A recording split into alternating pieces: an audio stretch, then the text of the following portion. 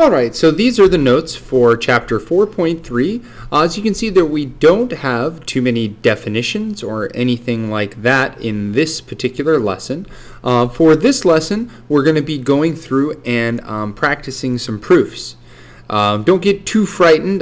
Most of these are structured pretty well, and a lot of what we're going to do is simply mark down the information that they give us and then see if we can come up with a reason that works for us. So looking at the initial problem, they tell us that we have a given that DF, so DF here, bisects EDG. So if it bisects EDG, then I can go ahead and I can be confident that angle 1, okay, EDG, is going to be congruent to angle 2. All right? Now they also tell me that DE is congruent to DE is congruent to DG. So I'm going to take DE and highlight it pink, and DG and highlight it pink. Now, one other statement that they don't make in this, but I can feel pretty confident I am going to be able to ascertain, is that DF is congruent to DF. And I can see here, and I'm just kind of looking ahead, that if I start with the pink line, I have a side angle, and then they share a side. So we're going to have side angle side with these triangles. Now if you notice, I've marked up my diagram. I have not even started the problem yet.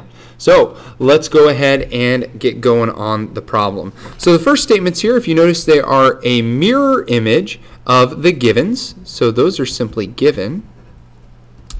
Now it states that angle 1 is congruent to angle 2. Now you might think, well, isn't that given? But that is based off of what we know about bisectors. Now, angle 1 is congruent to angle 2, meaning that the bisector cut angle D or EDG into two congruent pieces. Well, that is about the most simple form of this, so that will simply be the definition of angle bisector. Now moving right along, we have that DF is congruent to DF. Well, that is like looking in a mirror. Okay, so for this part, think mirror. So this would be, just like you have a reflection in the mirror, the reflexive property. Okay. Now, number 4 states triangle blank is congruent to triangle blank. Well, as I noticed before, I have, well, this a side angle side, or if we kind of look at both at the same time, side angle side for these two triangles. So now I just have to determine which sides correspond with which. So I'm going to go ahead and make sure I'm all set here. I know that D, well, that's just going to correspond with D, and both the triangles share D. Okay. And F, well, both the triangles share F, and then that only leads E and G left over. So in my diagram, so I can zoom in a little bit more here, I can tell that my two triangles, okay, starting with the yellow, we're going to have D and D, and then we can go to the green, E and G, E and G, and then F and F will correspond. Okay? And we need to make sure that when we write these out, D corresponds with D, they're both yellow. E corresponds with G, those are my green angles, and F corresponds with F, my pink angle. So I know that this is, well, I said before, we have congruent sides, congruent angles, congruent sides. This is the side angle side postulate. Now, moving on to number 5, well, that's the last statement. The last statement is always what we're trying to prove. Angle E is congruent to angle G. Well, I know that's true. I can see they're both corresponding angles, and if we know that the triangles are congruent, then we know their corresponding pieces are congruent. So this is corresponding parts of congruent triangles. All right, so moving along, the next piece, they actually do even more of the work for us. They tell us all of our statements, and then we're just going to have to go through the process of naming which ones go with which ones and in which order, which statements go with which reasons in which order. So I'm going to start with going ahead and labeling my diagram. PR says is congruent to SR. So I'm going to go ahead and make both those green. PR is congruent to SR. And I'll actually go ahead and highlight that as well. That should make it pretty clear to me when I'm looking back at this what is congruent to what. All right. Now the next statement says that PQ is congruent to SQ. So PQ is congruent to SQ. Now, there's one more statement that I can make, and that is simply that QR is congruent to QR. And I'm going to be pretty aware that I'm going to make that statement as well. Now, the goal is to prove that angle P is congruent to angle S. Well, I can see here that I have two congruent sides, or one congruent side, two congruent sides, three congruent sides for each triangle. So I'm thinking ahead and realizing that these two triangles are congruent, meaning that their corresponding parts will also be congruent. So I'm going to go ahead and just label, well, I know that the pink line and the green line, okay, come to a point at P here, and then the pink line and the green line come to a point at S there. So P and S, I'm trying to prove that the P and S, they are corresponding angles, and I'm trying to prove that they're congruent. So just as we did in the previous proof, if we can prove that these two triangles are congruent, then we know that their corresponding angles are congruent as well.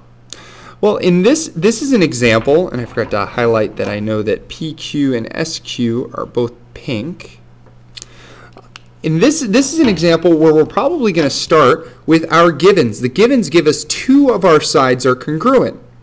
So I look over here and I look for our givens. So PR is congruent to SR and PQ is congruent to SQ. We'll start with that. And that was given, so the first reason is also going to be given. Now moving on to the next piece. Well, the next thing that we said was, well, we know two of the sides are congruent to each other. I need that third side. There was nothing about angles. So the next thing is we're going to have to see, I see here that I have the statement QR is congruent to QR. If you remember, that was the third thing I did, was I made this one side yellow. So that's going to be step 2. Now, again, this is like looking in the mirror. QR is congruent to QR. Well, that's because of the reflexive property. Now, the next statement, well, I know that this one's going to come last. That's my final statement. That's what I'm trying to prove. Well, if I look at the other statement, I know that I'm going to have to go ahead and say that these two triangles are congruent. Okay? And they're congruent because of side, side, side. So that's my third statement. And the very last statement, there's only one left. Angle P is congruent to angle S. Well, that's because of corresponding parts of congruent triangles are congruent. All right, moving on to the next one. Now here it states that C is the midpoint of AD. So C is the midpoint of AD.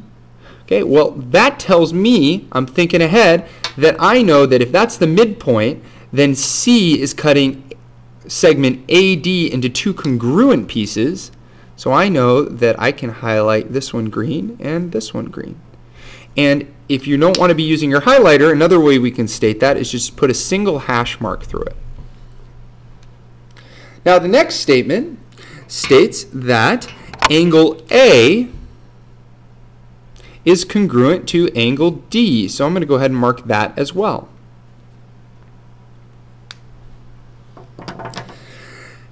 Now, that seems to be most of the information that they're giving me, although I'm going to go ahead and look at this and see if there's any other information I can maybe find from this.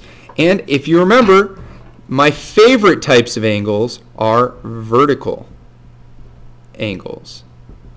Okay? And vertical angles, I do have a couple of vertical angles in this particular problem. Okay? This angle right here, ACB, is a vertical angle with ECD. So now I can look ahead and I'm trying to think, well, I'm trying to prove that BC is congruent to CE. Well, those appear to me that they might be congruent or corresponding parts of congruent triangles. Okay?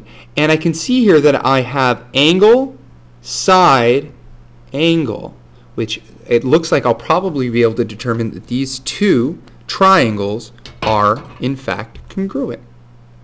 Now, we weren't able to really get far at all without the given information, so we can go ahead and start with that given information. So the given information is going to be number 1, and the first thing that they give us is that C is the midpoint of AD and A is congruent to D, so that's going to be right here.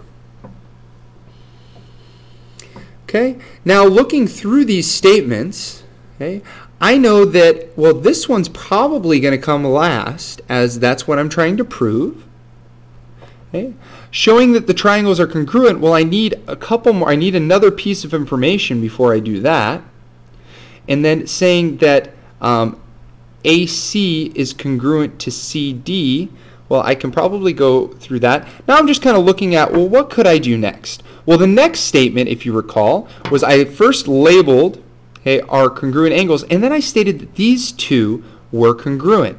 Well, if you notice in the givens, it doesn't actually say that AC is congruent to CD. It says that C is the midpoint. I know that those are congruent because of the definition of a midpoint. So this one here, we're going to be talking about the definition of a midpoint, which is that AC is congruent to CD. So that would be our second step. Now, in fact, this one doesn't have to be our second step. The third step we could do as well. But if you remember, the third thing that I did was I noticed that these two angles are congruent because they're my favorite type of angles, vertical angles. So let's go ahead and make that statement. ACB is congruent to DCE. That's this statement right here.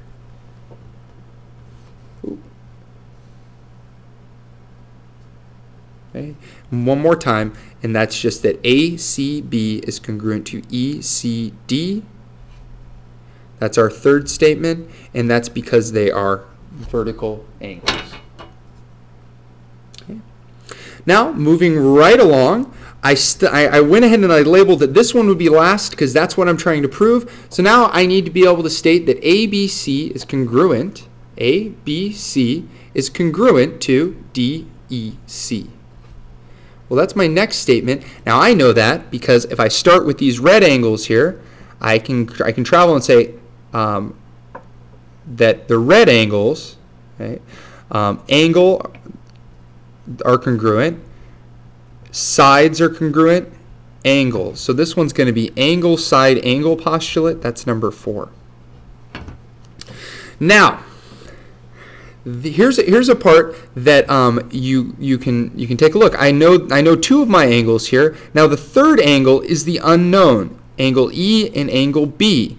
Well, since I know that these are congruent, and since I know that D corresponds with A, and that these angles, angle BCA, will correspond with DCE, I know that E must correspond with B. Therefore, I can state that corresponding parts of congruent triangles are congruent. All right, now moving along to number 4. Now, number 4 gives us a few more givens, so let's go ahead and label those. All right, so the first given is that YZ is perpendicular to XZ. So Y I'm sorry, WY is perpendicular to XZ. Okay. Now, I'm going to go ahead and write these as right angles, but I'm going to make a note. I know that those are right angles, not because of this or not because they're perpendicular, but because of the definition of perpendicular lines. That's a quick note to myself to know that I need to look a bit further, and it's not explicitly stated that those are right angles. I'm assuming that because I know that perpendicular lines form perpendicular angles. I also know that those perpendicular lines, okay, or those perpendicular or angles, those right angles, are adjacent. They're adjacent and congruent. Okay? And that just means that they're next to each other, and since they're both 90 degrees, they will both be congruent. Now, the next statement is that XY is congruent to YZ. So I'm going to go ahead and label that. Okay, I'll go ahead and maybe use pink this time. So XY is congruent to YZ.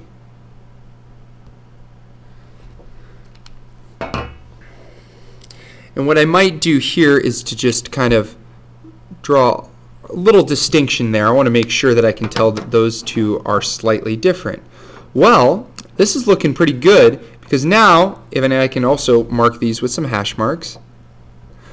Well, I have side, and then if I travel to here, I have angle, and then up in the middle, I can tell that these are congruent because I have side, angle, and then a shared side. And that shared side is also going to be congruent.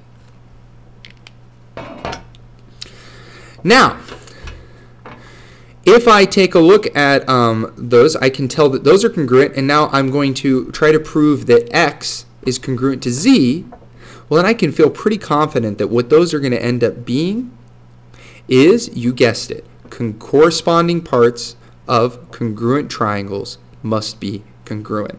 So, and this is another problem where I got a lot of information initially from my givens, so I'll probably start with the givens. And I can see here that the given is listed right here. So that's going to be my first step. Now the next step I made was I went ahead and I said that, well, these are right angles, and since they're right angles, they're also going to be, and again, since we're talking about triangles, since we're talking about congruence, it's more important to know that these two angles are congruent than it is to know that they are 90 degrees. So I know that these are congruent, okay, because if two lines are perpendicular, then they form congruent adjacent angles. And that's what I had written down here as a note to myself. So I'm going to say that WYX, okay, WYX is congruent to ZYW. That's my second statement.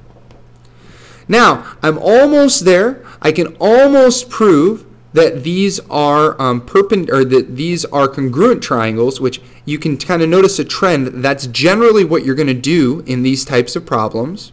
Okay.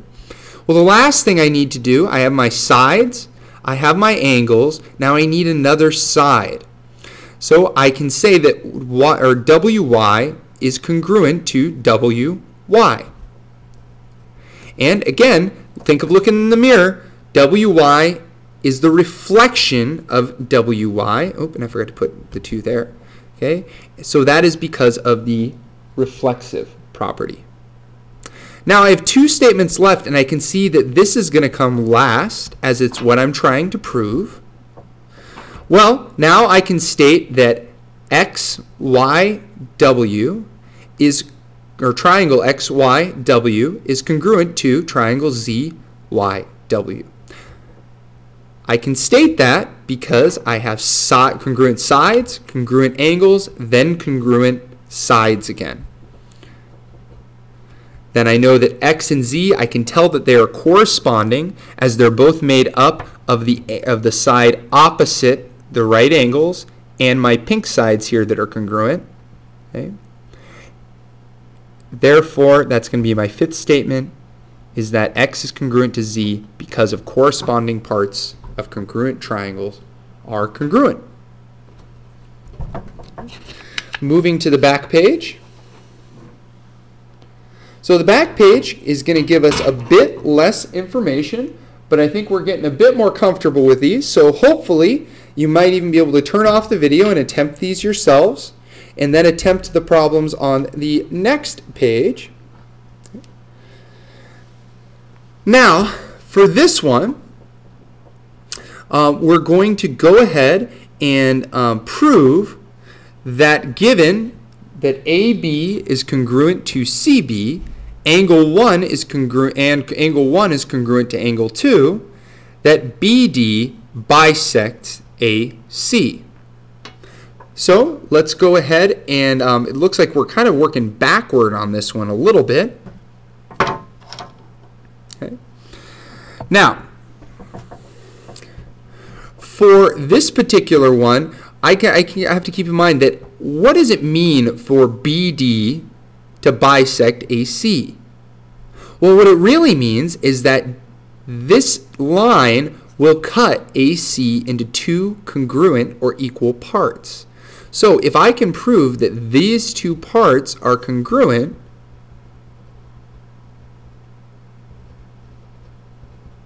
then I know that BD bisects AC. So it's always a good idea to maybe look at what you're trying to prove and get an idea of how you're going to get there. And I can see that I have two triangles here. I've got a bit of information, so maybe if I can prove that this triangle is congruent to this triangle, then I can prove that these two pieces are congruent because of corresponding parts of congruent triangles, and then I will know that BD bisects AC. Now they give that plan over here, and that's exactly what I was just describing, that if BD bisects AD, then D is the midpoint of AC, okay? Meaning that DA is congruent to DC, and we'll know that if they're both congruent. So let's go ahead and label our triangle with the given information. So first it states that AB and CB are both in fact congruent. So let's label those. I have AB and BC are congruent. Now I'm going to get in the habit of also putting the hash marks here, since that's in general a more mathematical way of going about this, but I like the highlighters too. Now it also states that angle 1 is congruent to angle 2. Now, if we were to kind of plan ahead a little bit, I'm trying to prove that these two are congruent. Well, I have a side, and then if we kind of travel into the angle, so I'm thinking side, angle, and then, oh, I have a shared side there. I'm going to go ahead and highlight that one up. So now, if I go, if I go green, if I go from green to the red angles to the pink line, I have side, angle, side. Well, that's looking pretty good. So let's go ahead and see if we can write up the proof. So the first statement is our given. Well, they give us our given there, so I'm just going to rewrite what they originally gave us. AB is congruent to CB, and angle 1 is congruent to angle 2. Now the next statement they give is that BD is congruent to BD. Well, again, think of a mirror. You see your reflection in the mirror. BD sees its reflection in itself, and this is going to be the reflexive property. Okay.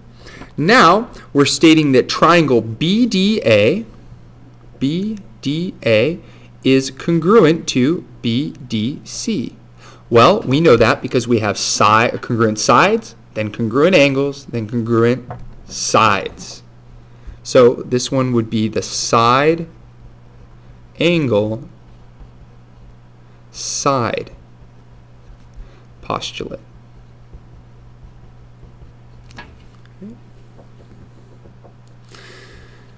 Now, DA is congruent to DC. DA is congruent to DC. We know that because, well, we can tell here I have these congruent sides. So AB, the two green sides correspond, the two pink sides correspond, and then the two non-colored in sides must be corresponding sides. So this is because of corresponding parts of congruent triangles are congruent. Now, stating that D is the midpoint of AC, well, I know that D can be called the midpoint if D cuts AC into two congruent segments. Well, we just stated that. That is the definition of a midpoint. That is what a midpoint means. Now, the very last statement that we're going to want to make in this particular problem is what we're trying to prove. Well, now that I know that this cuts that into two equal sections or two congruent sections, then BD must bisect AC. Now, I think we've done a good amount of practice. Okay? I'm going to leave this next problem to you, as well as the next page, which was for extra practice. Those will need to be completed by the time you come into class. At least make your best attempt. And if you have any questions, definitely notate them. And I will see you in class.